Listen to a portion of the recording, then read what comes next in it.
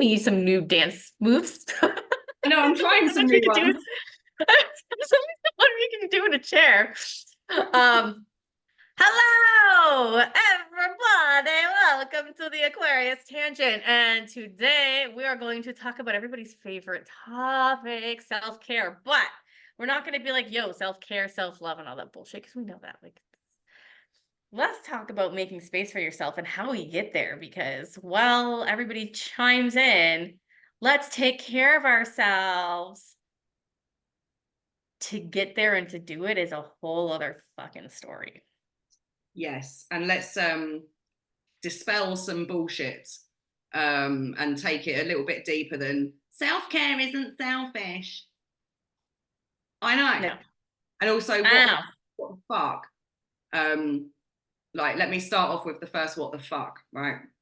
The fact that women societally are now being pitched self-care as taking the opportunity to fulfill your basic human needs, like personal hygiene, eating a nice meal, moving your body, having some fucking like mental space from things and stuff like that. People are like, oh, go on, that's some you time. Like, no, it isn't. This is just what I need in order to function as a human being on a day-to-day basis. We're not talking pampering here, right? Which I'm not ever going to row with that either, because I've got things to say about that too, which are going to be a little bit different to what other people think of it.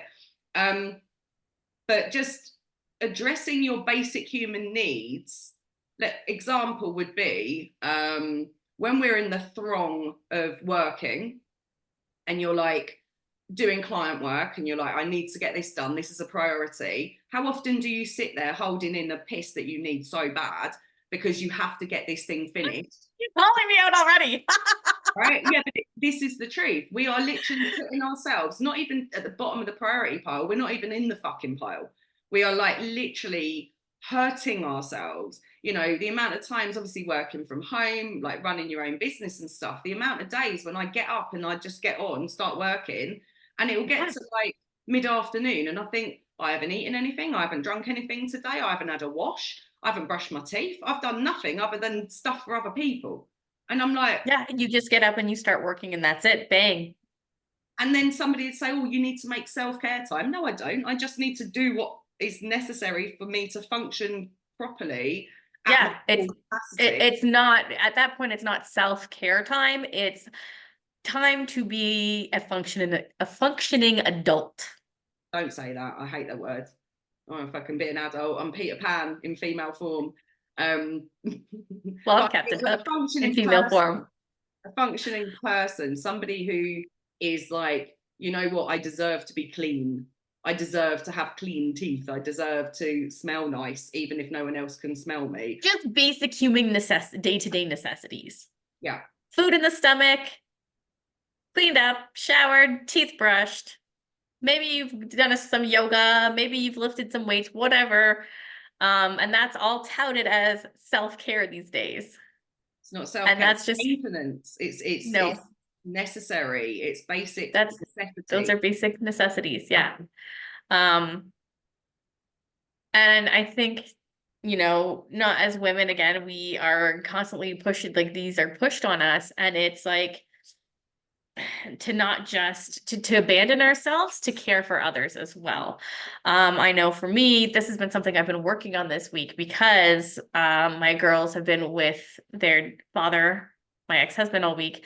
And it's like, so instead of me getting up, because my original plan was like, I'm still going to get up at the same time. I'm going to get my stuff done so I can get right to work and like have this and that. And instead, I've actually done the opposite this week, where I've been letting myself sleep in. I've been starting off slower mornings. I've been sitting there making time to read with breakfast, or if I don't feel like reading, watching TV, just having that break for myself to really slow down before I start work. And I think that has helped my mental health and my physical health a lot, to just be like, I can give myself the time and space to rest and recover. Yeah, absolutely. And I had a really good ritual back in the day. where I'm talking pre-COVID, where for the first couple of hours every morning, it wasn't like when you leave when you're employed, it's like I used to give myself 90 minutes to get ready. So that's get up, get ready, pack my lunch, like, you know, whack my slap on, get my shit together, get out of the house, go to work, 90 minutes. And because I had that time restriction, you know, I packed in all of the things that I needed to do. But when you're working for yourself and you're running your own business and stuff like that, prior to COVID, I had a really nice, like probably 2.5 hour ritual kind of routine that I did in the morning, which included a good workout. It included yoga. It included journaling, you know, and all of these things. And I was really fucking set up for the day, and able to work at a full capacity, because I'd addressed those things first. And then when COVID hit, the sheer panic of, you know, like losing clients, you know, people started to take their marketing and their copywriting in-house, and I lost a few clients. So then, because I then panicked and I was like, from that place of lack, I was still getting up at the same time, but I was bringing my laptop down, opening it, bang, you know, the kettle's on and I'm working. From the second I fucking wake up until the moment I drop to sleep, I was working, because I was so frightened that I wasn't going to be able to, you know, continue running my business as successfully as it had already been. And I know now, obviously, we're a couple of years later, but I still haven't quite got out of that bad habit of immediately prioritizing other people, you know, other people's shit before my own. And it feels now, although I know what is good for me, it still feels hard to act on that, because it's like the fear of running out of energy, for other people's stuff, where actually you don't. When you give yourself, when you fill your own cup and it starts overflowing, you've got shitloads, right? And then you get all the stuff done and everything's easier. But I know this consciously, but I do find it quite difficult. And it doesn't help that, obviously, you know, self-care being the necessities being touted as self-care, but also the things where, like the whole looking after yourself process, the way that people fucking structure it, as in it's more work, it's more effort, it takes discipline and willpower. No, it fucking doesn't. It doesn't. It just means you have to fucking give a shit about yourself enough to want to do the thing. And when you want to do the thing, right? Yeah. So Like with the girls being gone the other morning, I woke up and I was like, you know what? It was a beautiful day. The sun was out. It's almost spring here. So I was like, the sun was out, it's warm. I'm gonna go down to the beach. And I got really, thank you peeps for watching out for me. I got really lucky because it was a beautiful day. So it means people were at the beach. And as soon as I sat down in my little area of the beach, it was like the people were like walking along the water and it was like the Red Sea. yeah. Nobody in my area. And I was like, oh, I get to space for myself. And I think that's something that's really important. That is a basic human necessity, is space for you.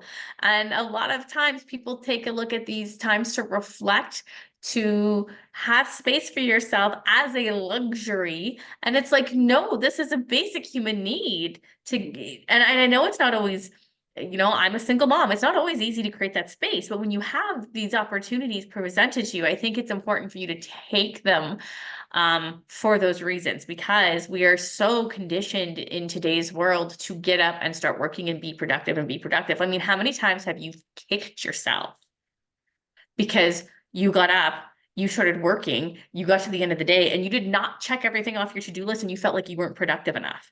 Well, all the time. But yeah, I also haven't eaten, haven't worked out, I haven't had a fucking drink of water all day, you know, I haven't had a wash, and I'm going to bed and I think I haven't even got dressed today, and I've still not accomplished everything that I needed to accomplish. Had I have taken a fucking hot minute to sort myself out in the morning and look after myself properly, I'd have smashed through it and more. So it's like counterproductive to try to be productive. To try to push productivity is counterproductive. If you actually spend time addressing your own basic fucking needs, and then the next step up, so you got your basic, like, it's not self-care, your basic fucking maintenance for you to function as a human being, right?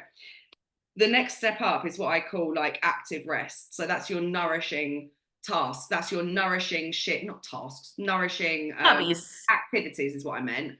So that's Yeah. reading, that's doing yoga, that's you are actively participating in something that nourishes your fucking soul, or it nourishes your mind, or it nourishes your And that even could be social because we human beings are social right? creatures. So the activity, if you're going, say, to meet some friends for brunch, that's nourishing your soul, right? If it's a board game night, it's nourishing for the soul. Yeah. And then above that or beyond that, let's say, you have things that are considered or deemed a luxury, like, you know, going on a regular spa day or fucking, I don't know, whatever people do. But even that, it's not. If in order for you to be your like fullest capacity, fully embodied self, it means that you take the time and the effort and spend time with yourself in that way. That to me isn't a luxury. That is another part of you absolutely filling your cup so that your cup overflows, so that then you get the opportunity to get, like, you know, Yeah. so there's all of those sorts of things. And then creating the space, I mean, I know for me my default setting is alone, and then when I need people I go find people. But for a lot of other people like yourself, your default setting is you are around, you know, obviously with your kids and stuff, you are around people all the time, and then you go and you have to find your peace elsewhere. So, you know, but it's I think it depends on what people want. It depends on how their life's set up, but a healthy mix of the two is really necessary. And I know, like, a lot of my IRL mates um, think that I'm on my own all the time, but they don't realize that I'm in constant communication with people. And so I'm never alone. I'm never alone as far as I'm concerned. I'm either chatting or I can hear the fucking neighbours, therefore I'm not alone. So it's still important for me to retreat into those alone times. And as you know, I'll have 2-3 days where you can message me as many times as you want. I'll leave you on red or won't even fucking look, because I'm having my time to myself, and I've got those, you know, it's a necessity for me. And I don't think enough people allow them or give themselves permission to have those times where they say, no, do you know what, today I'm just going to do whatever the fuck I want to do for myself, whether that is read in silence, whether that is dance around the house, clean the house, singing at the top of my lungs, whether that is, you know, socializing with, whatever it is, to just allow the day to pan out, you know, Yeah. how it Yeah. does. And like I said, that's kind of what I've been doing this week because I am having two girls who are going to school. There's set schedules in place that are beyond my control, right? Like school starts at a certain time, ends at a certain time, pick up, drop off, etc. Lunches being made, getting kids up, whatever. So I've kind of taken this a week to just kind of work on what I've wanted to, when I've wanted to, and not really pressure myself. And there was for me at least a large fear going into this week. I mentioned it in a previous episode, or maybe depending on how this comes out, maybe it'll be an episode afterwards, where I was like, where I fully admitted that I going into this week, like I was afraid of being alone because it was 10 years of me either living with somebody or having kids or both, that it's like this was a little bit of a like anxiety inducing week. And so I took that time to just, slow down and be with myself so I could move through it. And that is a big component of self-care, is recognizing these things and being able to hold yourself through them. Dealing with the fear of, sorry, I'm peeling my label off my mic. Sorry, I'm having an ADHD moment. The like, I've got quite a few friends who really don't like to spend time in their own company, let's say, and they will always say things like, you know, oh, I'm bored, and I'm like, well, you're not bored, you're restless. There's a difference. I hate the word bored. I wish it was struck from the fucking. If anyone says to me, you know what, I get bored, I think I don't want to be friends with you. I'm like, you're gone, right? You're not bored. You're restless. Be glad you don't have two little kids. I know, kids are the worst. I'm bored. I'm like, when I was your age. There is no such thing as boredom. It's you can't decide what is going to scratch the itch of your restlessness. That's what people Yes. mistake for boredom. Boredom, you listen, boring people get bored. That's how I see it, right? and I'm not up for dullards in my life. So, but I've got friends who are, it's as if they don't want to, the fear, I suppose, may be that they have to deal with their own fucking existential dread if they spend time alone. And so it's a constant form of escapism for them to be occupied, you know, mentally and physically, and be occupied all the time. They can't be still, they can't be alone, they can't be in their own quietness. And you would think that I would naturally, in fact, I probably am, let's say, naturally like that myself. But over the years, I've spent a lot of time alone as a, you know, especially, well, as a child and a teenager, not because I was left alone, but because I removed myself from situations to spend time alone, because out of everyone, I could only be me around me. So it was like, it's more soothing to be alone, let's say. But I've really appreciated the capacity that I have over the years. Like, I appreciate the capacity that I treasure my alone time. I treasure any time that isn't occupied with, I'm, you know, needing to do something, or there's on a to-do list, or I've filled in like, oh, this, at this point in time I'm going to do this thing. When I suddenly go, oh, do you know what? I mean, normally what I do is say, Heidi, do you fancy doing a thing? Like, you know, but other times I'm like, oh, I'm really looking forward to sitting in peace and reading a Yeah. book, or Yeah. I don't know. And I do have days when I'm like, I don't know what I want to do. I don't know what I want to do. And I really, really try hard to stop myself from getting in touch with someone else. I'm like, no, Louise, you need to be in your own company and find something that you want to do on your own. I mean, listen, there's one thing that we all love to do on our own, but then once that's exhausted, then it's something different, isn't it? So then, you know, it might be like, oh, do you know what? I've been meaning to read this book for ages. Or, oh, do you know what? I quite fancy, I don't know, sorting through my fucking paperwork that I've put off, right? You know, it's like you have to allow yourself that time to then Mhm. do the thing. But I do, I mean, Yes, 100%. I can't relate to your situation. Only, you know, me living with other human beings. Yes, that's happened. And I'm grateful now that I don't have to do that, you know. But being a single mum and having to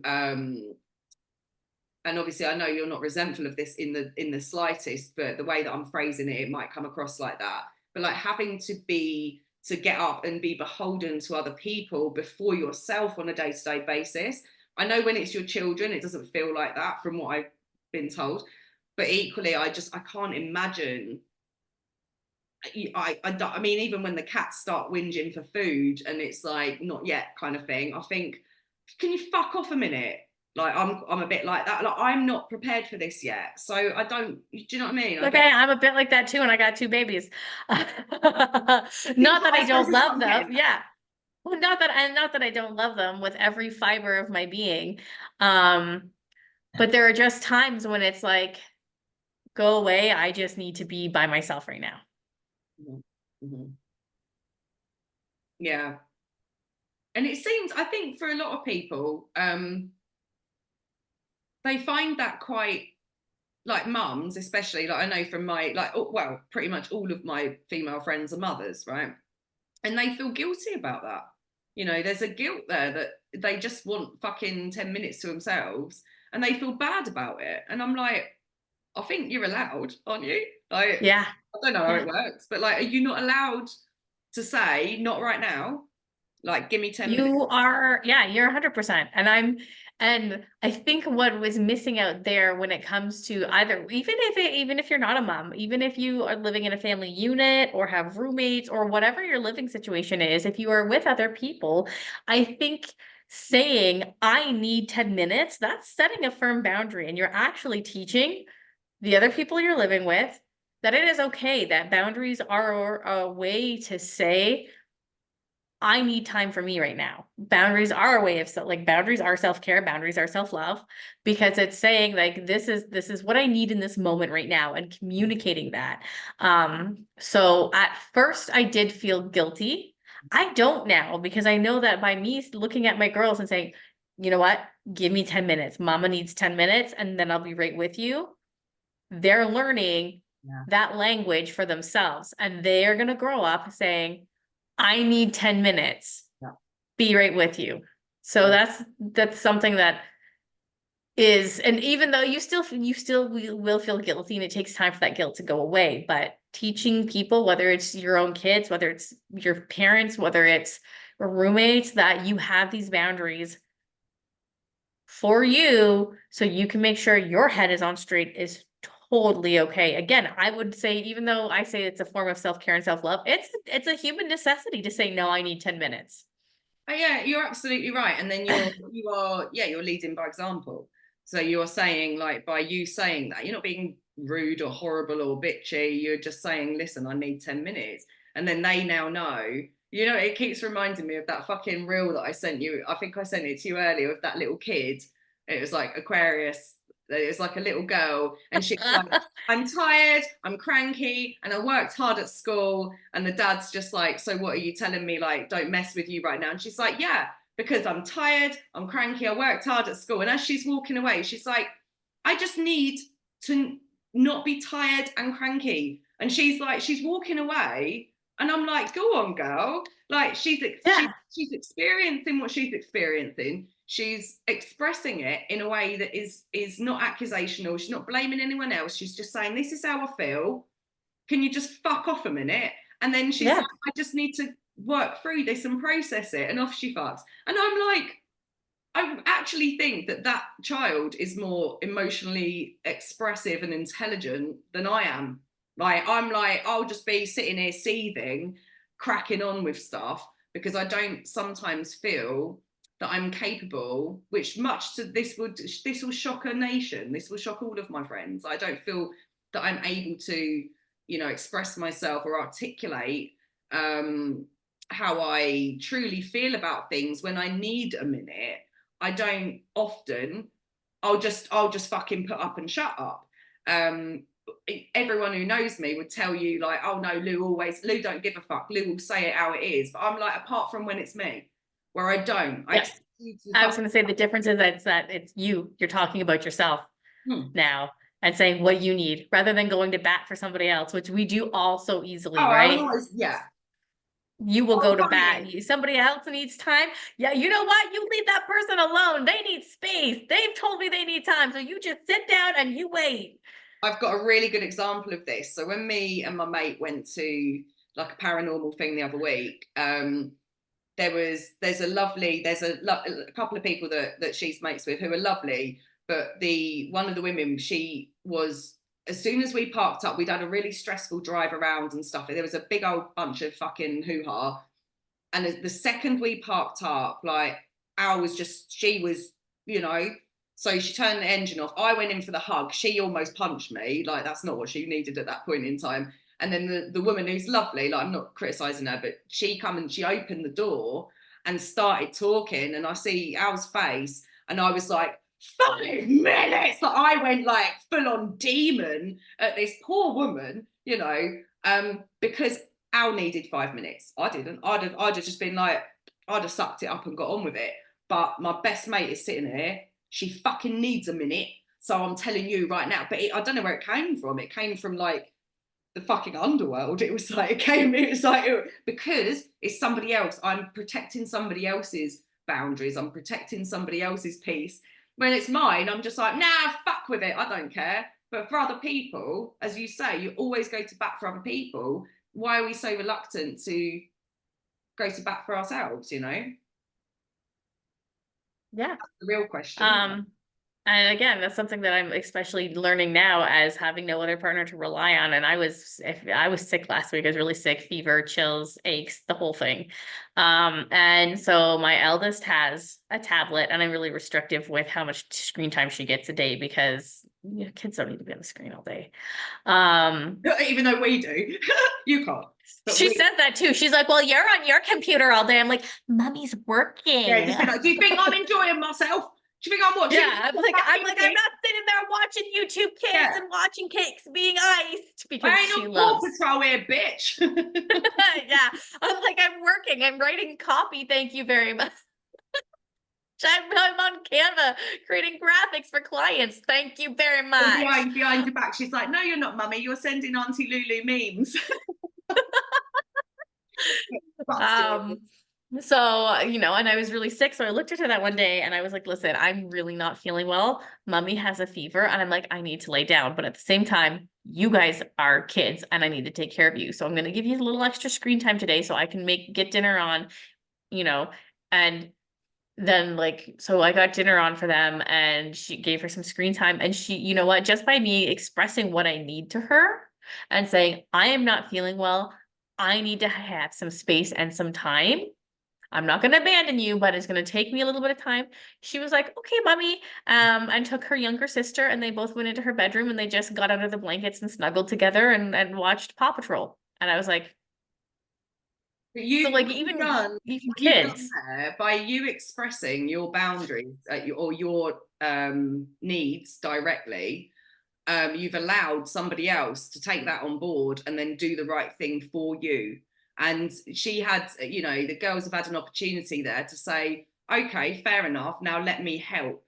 And you've provided a space for them to be able to help you, and that's really beautiful. Whereas, all too often, and I'm sure we've talked about this before, all too often people think that expressing their boundaries is like dictating what other people need to do. So you said, I need this, I need this, I need this, like, or I'm going to do this, right? Not you need to do this, you need to do this, which is what people think boundaries are. Well, I told them, you can't talk to me like that. That's not a boundary. The boundary is, if you continue to speak to me like that, this is what's going to happen. Or I am going to do this, and then if you continue that, this is going to be the consequence. That's the boundary. And then they get a choice, carry on, and then you stick to the fucking consequence. But you can't dictate to others. And the fact that you're already doing this with the girls is a testament to what an amazing mum you are, because they are going to learn from your example, from you embodying this. I mean, listen, you're going to fuck up from time to time. Who doesn't? But they are already learning that it's okay for them to express, mummy, I need this. Or mummy, can you help with this? Or mummy, I'm feeling like this today and what I need is XYZ. And that is how to fucking communicate with other people. How many kids don't get that? Kids don't have that opportunity, and you're providing them with an opportunity to be able to articulate themselves in a way that is perfectly reasonable and rational, and that it will serve them well. That strength of self that they're going to have, shit hot, mate. Like, well done. Well done, girl. Well done. Thank you.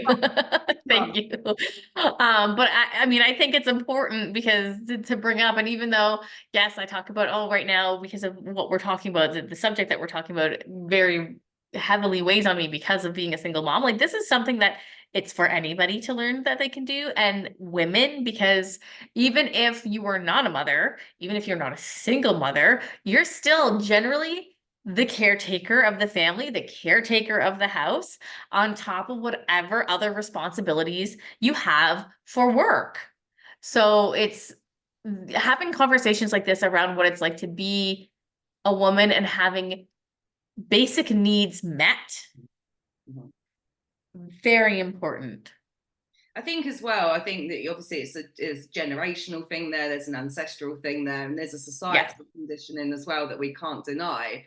And this is where the guilt comes from, and it's like partially learned, partially inherited. Part of it is just within our fucking very being. It's DNA fucking coding and shit. But it's not even just the being the caretaker; it's being the management as well.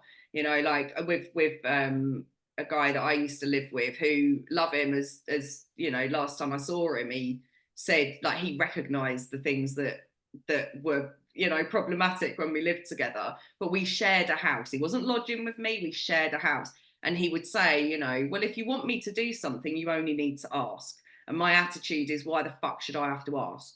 Am I the only one who wants to live in a clean house? Am I the only one who wants me and you, this is a 50-50. We're mates, we're sharing, right?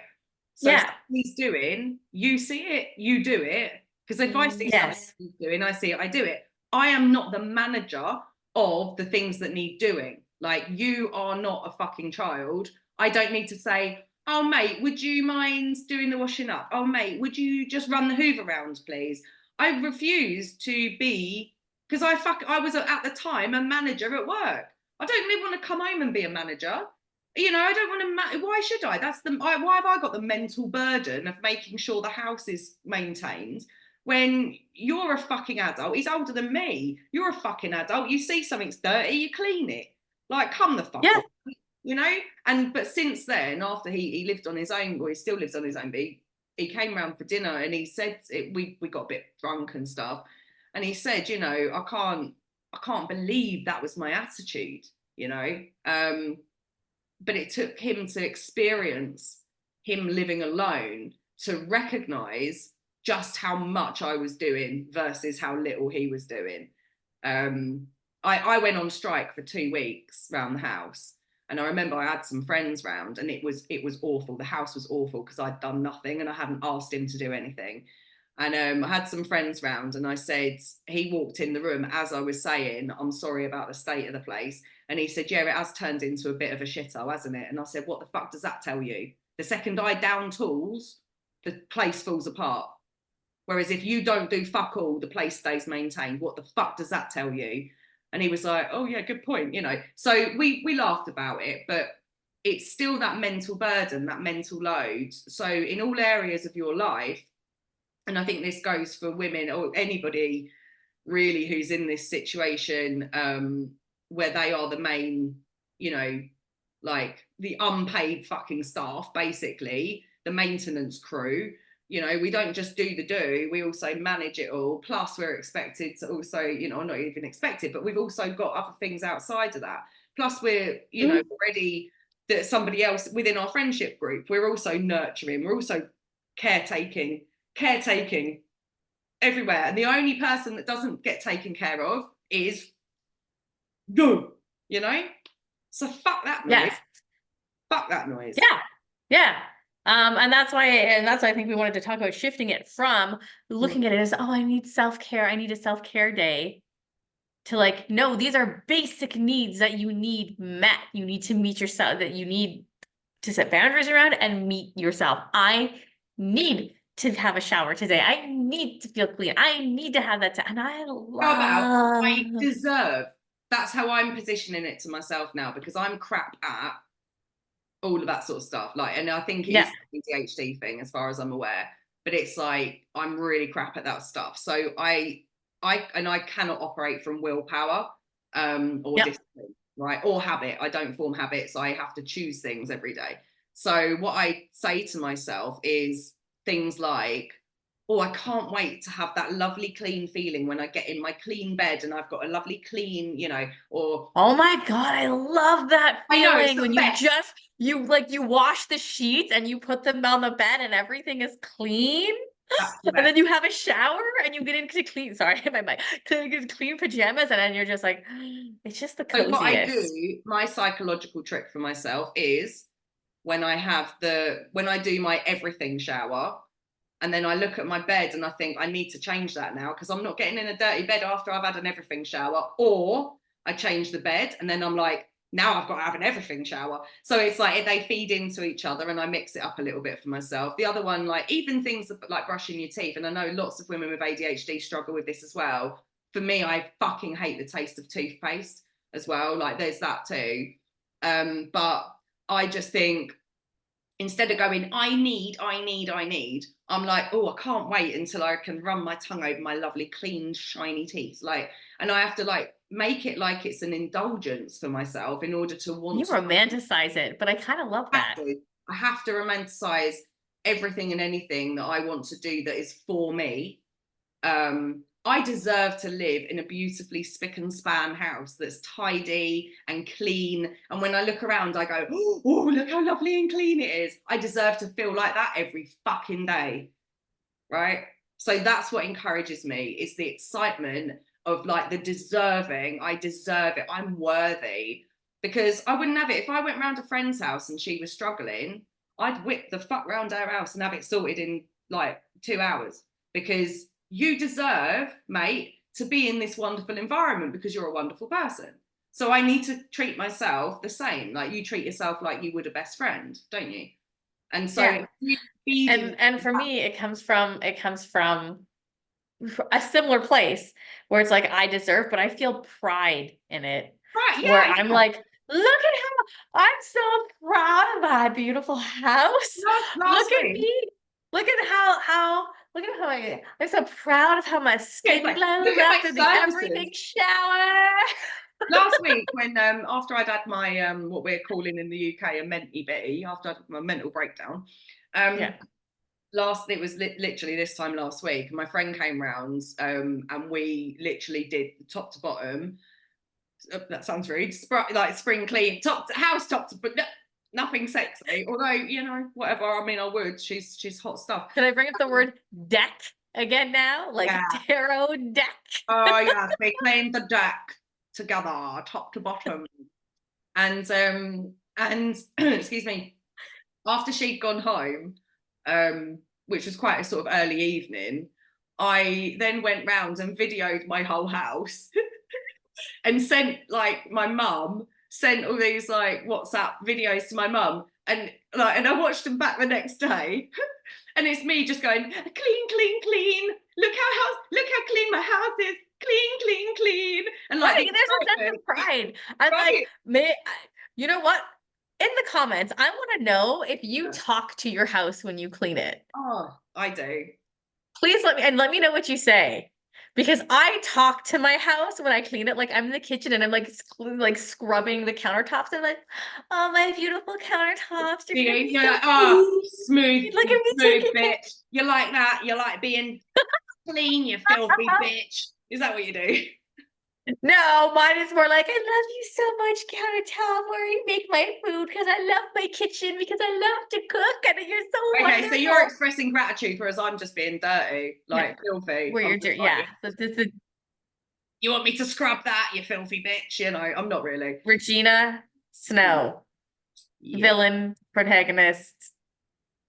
The yin and the yang, two sides of the same coin. But you know what? I will try speaking dirty to my shepherd and see if they And maybe prefer I should that. try and be a bit more loving and caring and nurturing to mine. That's something, mate. We'll have to do a swapsy one day. But yeah, I think like there is a sense of pride, and I used to be when I first moved in, I was so house proud, but living with a man who really didn't give too many shits, I had to really lower my standards quite quickly, and it that was really hard for me to lower my standards, but then they never managed to come back up again, because then it just became like an overwhelming thing. Things had gone beyond the point of me being able Yeah. to maintain them, and so then Yeah, it yeah, yeah. became, you know, so but I mean, and I do think like there's a lot of people out there that are happy to, I mean, I've got knickknacks galore. I am like a collector, you know. I've got I like having being surrounded by a lot of tuh. I'm not materialistic. I just like having loads of crap everywhere, right? Whereas like my mate Al, she's really like minimalist, and she just looks like this is all dust collectors as far as she's concerned, and that's fine. Like we're, you know, That's like me. That's like me and my best friend. I'm a maximalist. Max amount of stuff, max amount of color. Give me all the things. And yeah. she's just like, I don't want any knickknacks. I just want everything to be bare surface.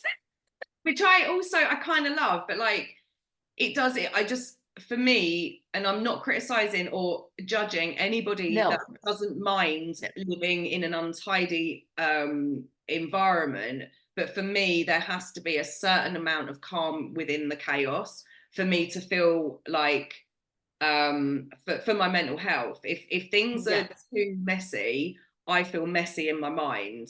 Whereas Agreed. when there's like a level of tidiness, not if I mean things are clean in my house, they're just untidy at times. But when there's a level of tidiness, I feel more capable mentally, and I feel tidier mentally and more capable of just doing things, because it's not the additional of stuff. So, and I know it varies for different people, but what I would say is if you are somebody that feels like that, who feels like, you know, you need to live in a tidier space, then instead of going, oh God, I need to tidy, I'm such a bad person for not being tidy, say to yourself, I deserve the that I deserve to have a tidy household so that I Mhm. have that mental clarity. I deserve this. This is something that I need in order to function at my fullest and highest capacity. And when you start to reframe it like that to yourself, that's when shit starts happening. That's when shit starts changing for you, and you start to naturally put yourself in the priority pile. You start to say, or you don't even think about it. You just go, oh no, like, I don't know, someone's calling me at 9, I'm in the middle of a workout, I don't even know you're calling, my phone's on do not disturb, I'm fucking, you know I'm deep in a squat, mate, like, fuck off, sort of thing.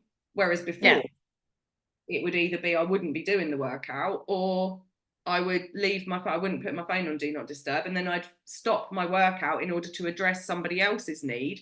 No, I'm fulfilling my own right now because I deserve to.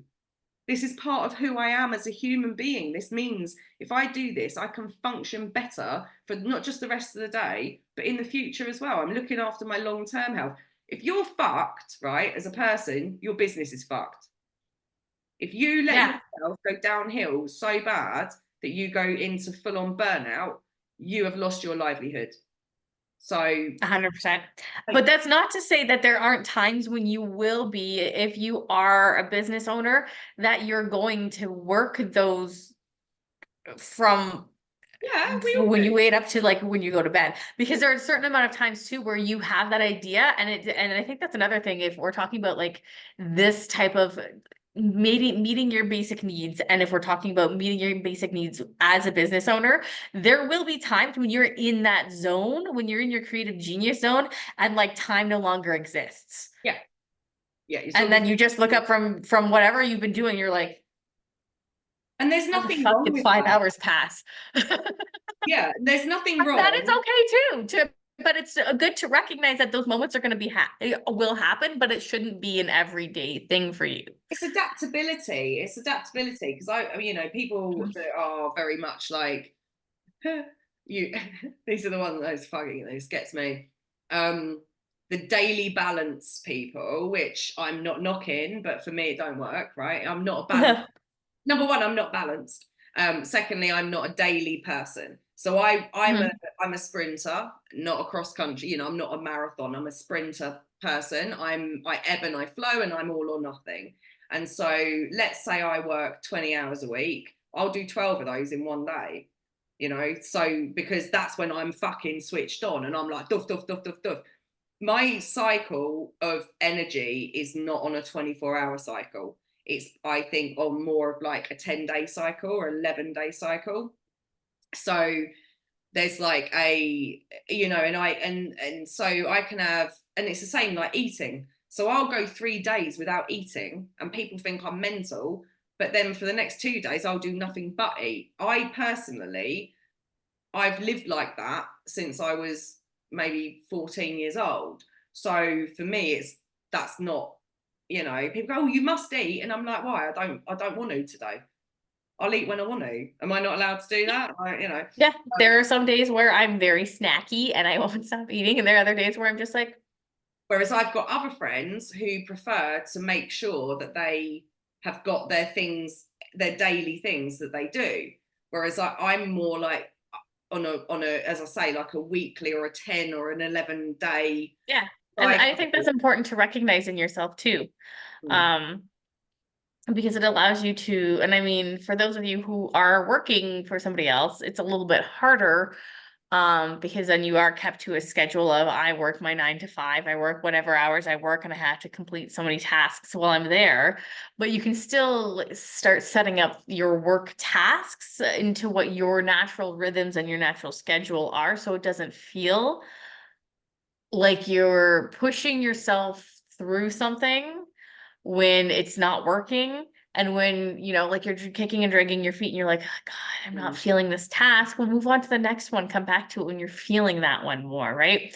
Obviously with deadlines and stuff it's a little bit harder, but if you can start tapping into your natural rhythms, I can guarantee you're not going to miss a deadline, because you're going to be like, this is when my flow is, so I know I can schedule this piece of whatever I need to deadline I need to hit during this time so I don't miss the deadline. But you have to learn those rhythms for yourself. And I think when you're managing people's and I know this is a little bit of a tangent, but that's what the fucking podcast is, the bollocks. One of the things that I started to do that enabled me to express to clients kind of, or get at least give them a little bit of a taste of how I operate versus their expectation, they would say, and bearing in mind these are office-based people that go home at 5 o'clock on a Friday, right, and don't start until 9 o'clock on a Monday, they would say that they need something by end of play Friday, and I would say you will have it by 9 a.m. Monday, because you might not have it by 5 o'clock Friday, but you will have it before you fucking start work again on Monday morning. So, you know, and that gives me that extra two, and then, you know, bits on the end of the day. And it was just really me asserting my,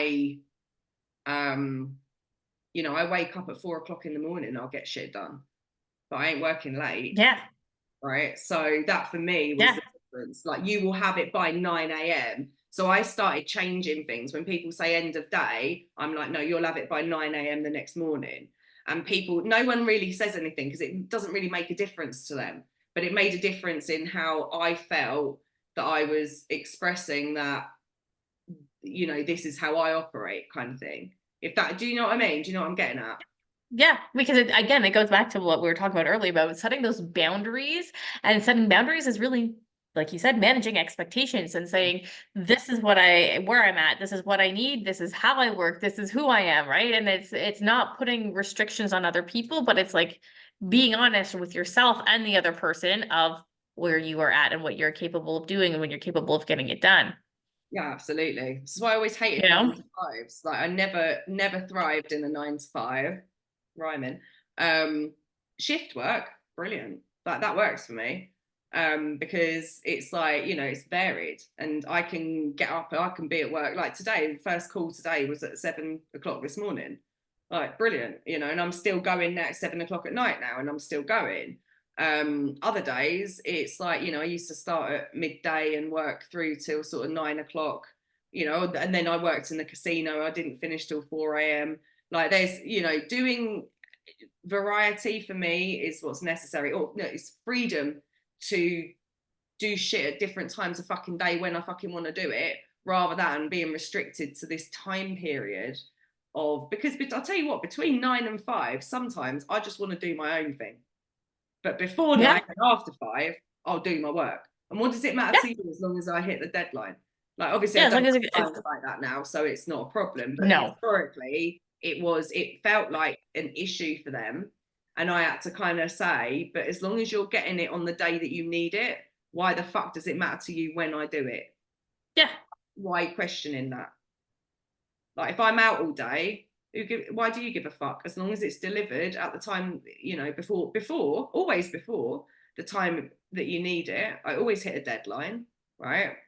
Because obviously the fucking got to hit the deadline kind of kicks in about 72 hours beforehand, and I do some of my best work like 2 days in advance, you know. Bang, done, here, have it. But I always, that's the other thing about managing expectations with people, just as a general rule, always overestimate.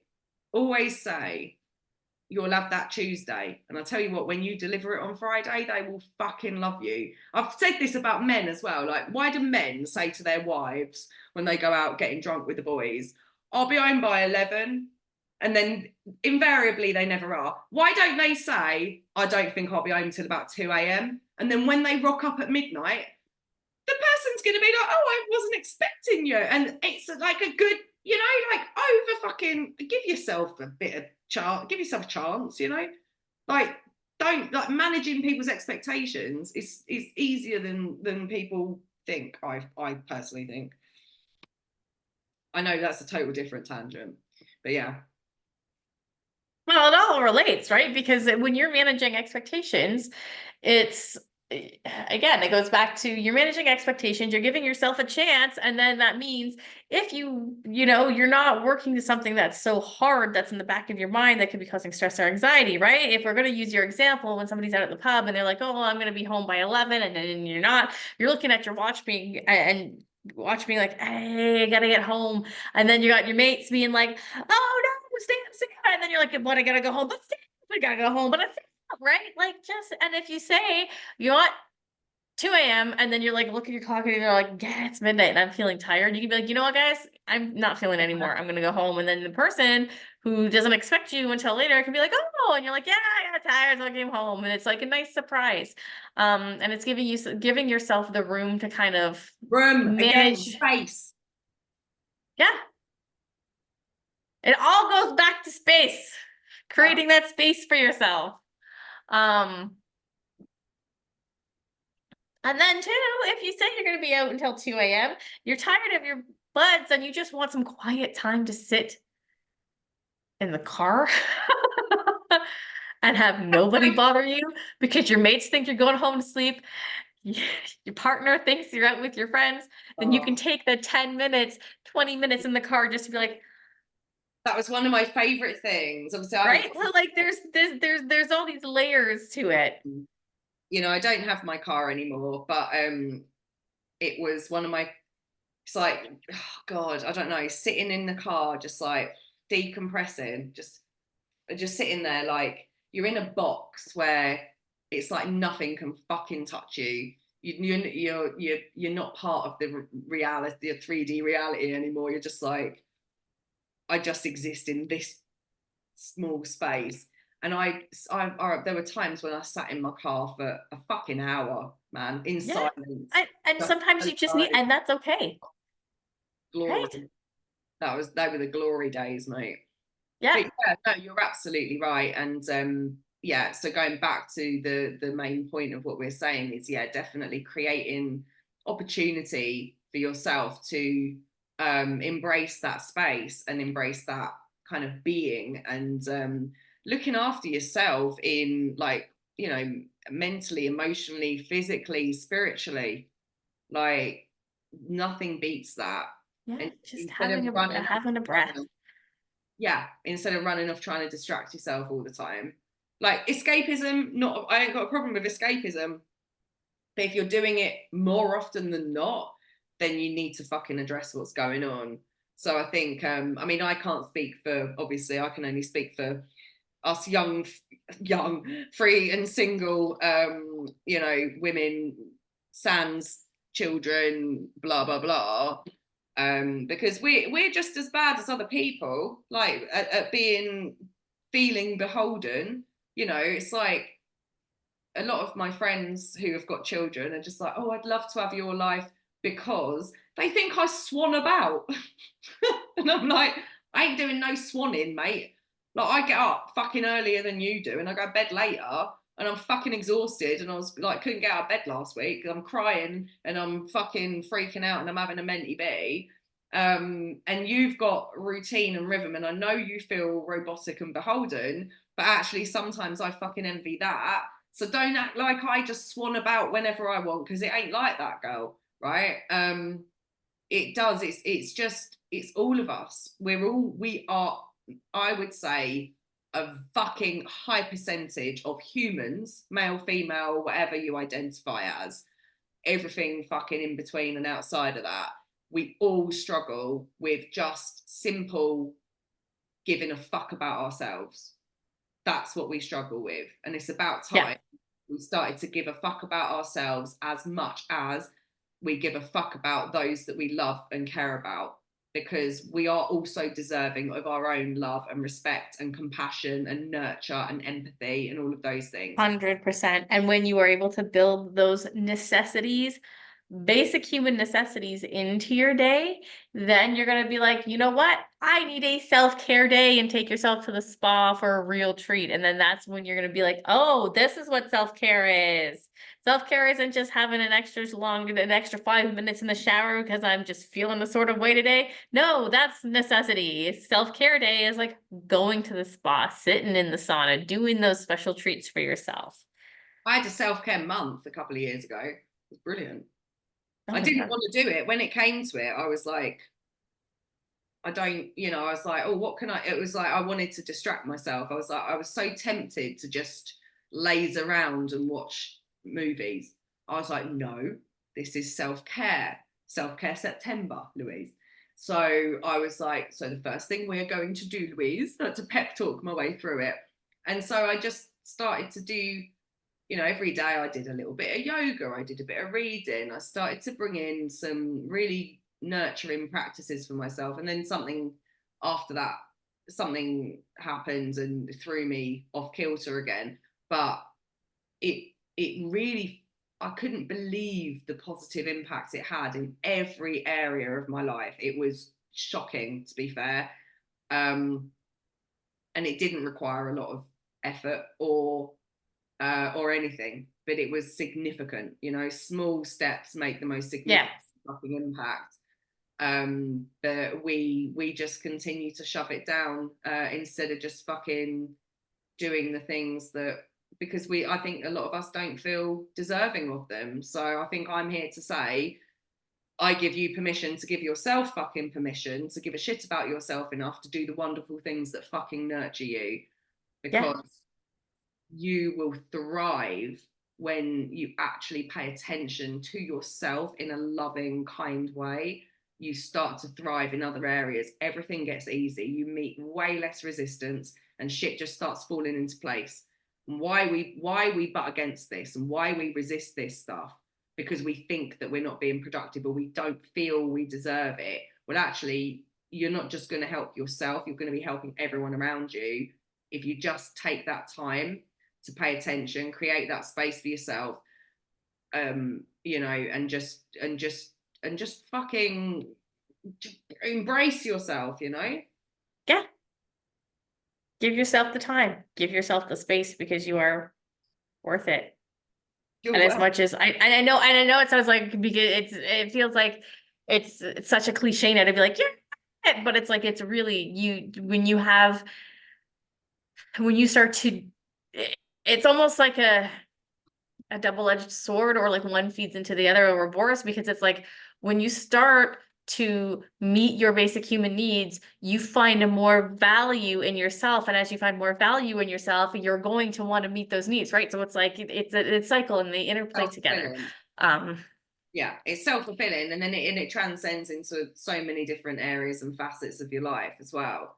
So yeah, definitely, and it is, it does sound flippant when we say things like, oh, you're worth it. But the thing is if you look in the mirror every day and you say to yourself, I am worthy and deserving of my own fucking care and attention. Why? Because I love you. You say that in the mirror every day. First day, you're going to be like, oh, I love you. But after a week, you're going to be like, hey, I love you. And then after a month, you're going to be like, girl, I love you. Oh, look at this. Oh, right. And then after a while, you're just like, you're flying. And before you know it, and you're like, is it that simple?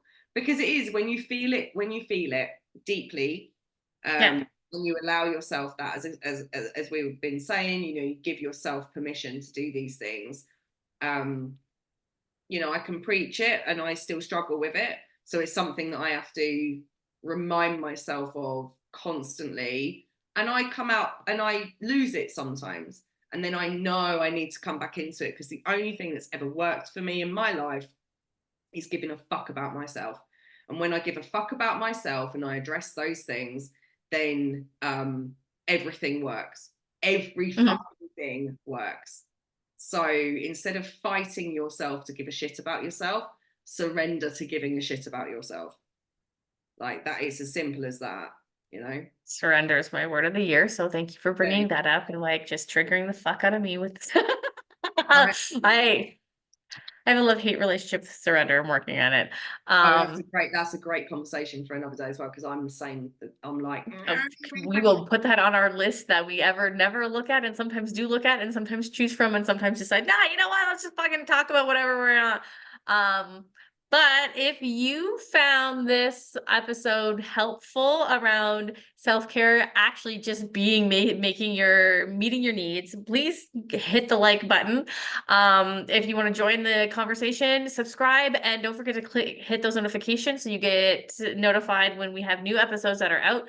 And comment below your favorite basic necessity Yeah, like washing for your yourself. washing your fanny, you know.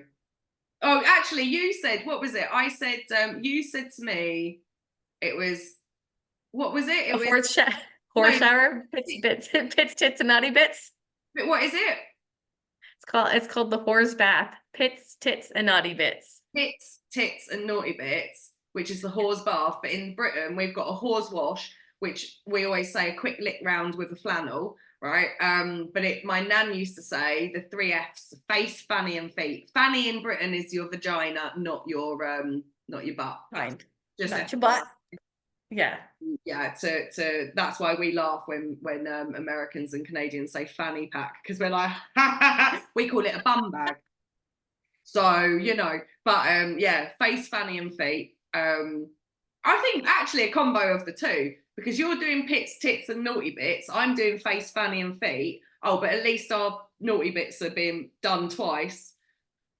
I mean, really, we should just jump in the shower, all of us. Come on, guys. Like, let's have a fucking yeah, Fergie, please jump in the shower. Please jump in the shower for yourself. If you're going to take anything away from this episode, it's that we should all be washing ourselves.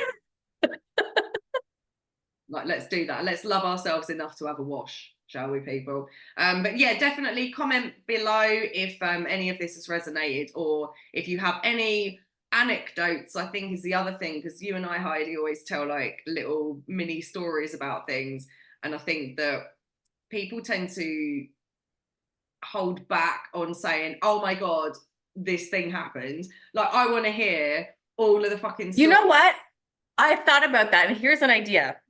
Some people may be a little shy to put stuff like that in the comments. AquariusTangent@gmail.com. Let's throw that in the show notes. If you guys have like little funny anecdotes and stories you want us to read on here, email them to us. Subject like anecdote, and we will come on here and we will read all the funny stuff. Yeah. Yeah, we're open to yeah, all conversations, all suggestions, trolling, like troll the fuck out of us. We don't give a fuck, do we? Yes. Right. So, you know, come at us, we don't give a fuck. So yeah, all of that, like, just definitely, you know, what me and you, Heidi, what we thrive on is conversation, and we can talk forever about everything forever and ever, but definitely to put other people into the conversation, like, I would absolutely adore that. I do think at some point we're going to need to do something where we are specifically asking a specific thing, but in the meantime, if anybody feels compelled to get in touch with us at all about this sort of thing, then you know, whatever it may be, because you know we're a fucking eclectic.